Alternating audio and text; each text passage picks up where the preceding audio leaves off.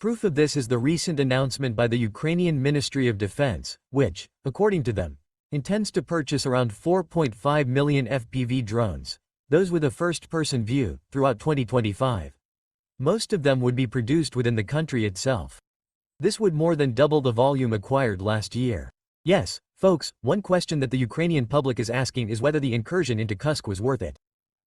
The general video begins by talking about yet another series of airstrikes in Ukraine, with several casualties in Zaporizhia. According to regional governor Ivan Fedorov, the city was hit more than 10 times on Friday night. Ukrainian Deputy Prime Minister Ilya Savildenko commented on the attack and said that this type of action continues to destroy families throughout the country. Yesterday, in the northeastern region of Ukraine, in the Sumy region, local authorities reported that 6 guided bombs were dropped on the village of Krasnopila, killing 2 people and leaving at least 2 more injured. And as we have seen, the Donetsk region continues to be the main axis of Russian advance. There, 2 civilians died and 9 were injured after more attacks. The information was confirmed by Governor Vadim Falaskin. Now, crossing the border and looking inside Russia, in Rostov, a city in the south of the country, a Ukrainian drone hit the 17th floor of a residential building, injuring 2 people. According to interim governor Yuri Sius, other drones were intercepted by air defense. In Voronezh, also near the border with Ukraine,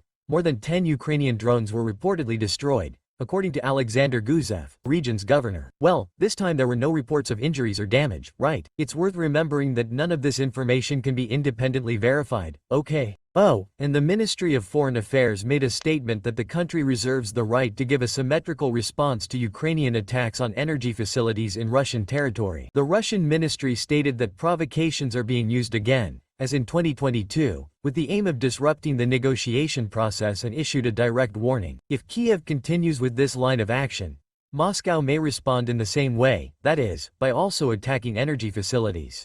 Well, folks, today, Saturday, Zelensky paid a visit to the Donetsk region, more specifically to the surroundings of the strategic city of Pokrovsk. He met with the commanders of the drone units operating there.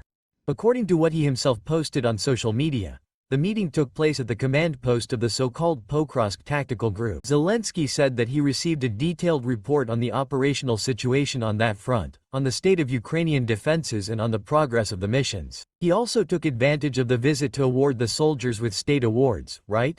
As we know, folks, Pokrovskoye has been one of the most tense points on the front line. The righteous forces continue to advance slowly there with the aim of consolidating control over the entire Donetsk region, which, as you know, has been a priority for Moscow since the beginning of the war. And drones, of course, are at the center of all this. As we have seen here, since 2022, they have completely changed the dynamics of the battlefield, and Ukraine has given more and more prominence to these units.